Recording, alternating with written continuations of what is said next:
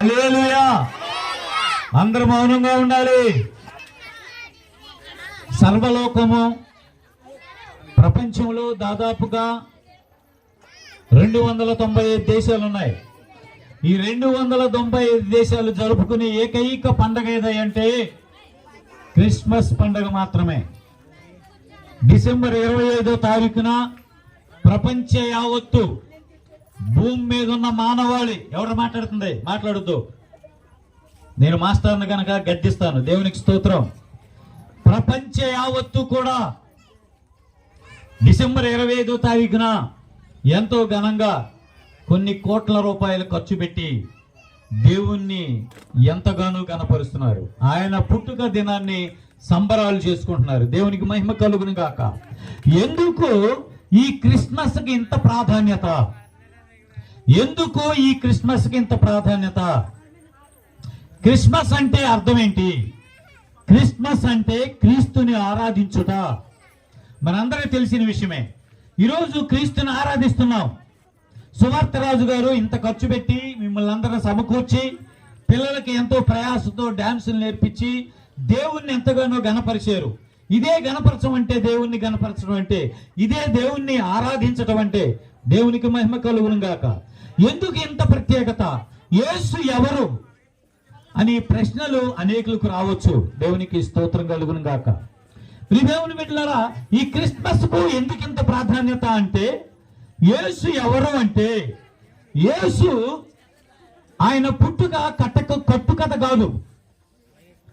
వినాలా? ఆయన పుట్టుక కట్టుకథ కాదు. దేవునికి మహిమ కలుగును గాక. ఆయన చరిత్ర పురుషుడు. ఆయన మత గ్రంథాల్లో దాగి ఉన్న దేవుడు. ఆయన ప్రవచన పుత్రుడు. దేవునికి స్తోత్రం కలుగును గాక.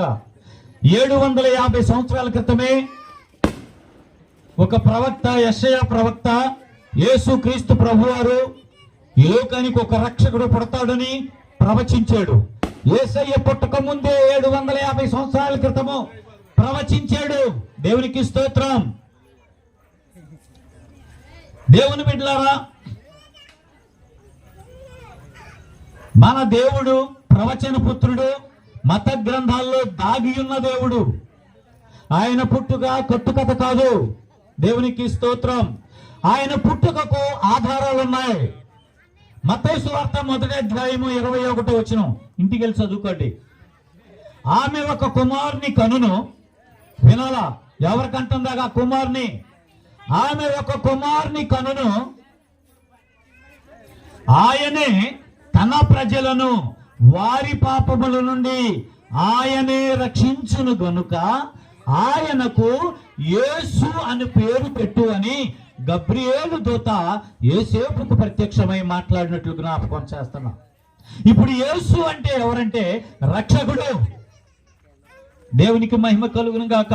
నిన్ను నన్ను నీ పాపం కొరకు, నా పాపం కొరకు పాతాళములోనికి దిగిపోకుండా ఆయన రాజ్యములోనికి తీసుకెళ్ళటానికి దేవాది దేవుడే మానవుడిగా కన్యక గర్భమున జన్మించి, దేవుని బిడ్డలారా, నీ కొరకు, నా కొరకు, నీ పాపము, నా పాపము ఆయన మీద వేసుకుని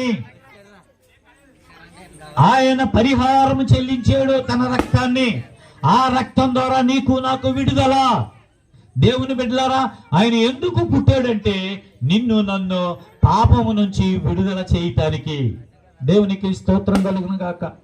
1 యోహాను 3:5 ఉంటది, పాపములను తీసివేయటానికి యేసుక్రీస్తు ప్రభువారు ఈ లోకానికి వచ్చాను. భూమి మీద ఎవరన్నా పాపాలు తీసేయగలరా? ఈ ప్రపంచంలో ఎవ్వరి వల్ల పాపం తీసేయటానికి లేదు. నీ పాపము బైబిల్ గ్రంథం తెలియజేస్తుంది. ఒకనాడు నీ పాపము నిన్ను పట్టుకొనును. నీ పాపము నిన్ను పట్టుకొనును.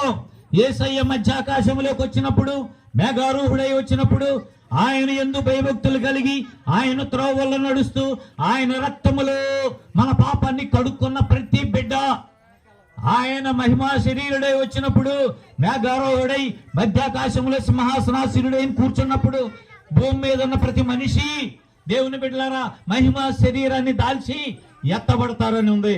నువ్వు ఎత్తబడేటప్పుడు నీ పాపం ఒకవేళ నీ కాళ్ళు, 2 కాళ్ళు పట్టుకుని వెనకలాగుతుందేమో, ఒకవేళ నీలో పాపం ఉన్నట్లయితే యేసు నీ కొరకు తన రక్తాన్ని చెందించాడు.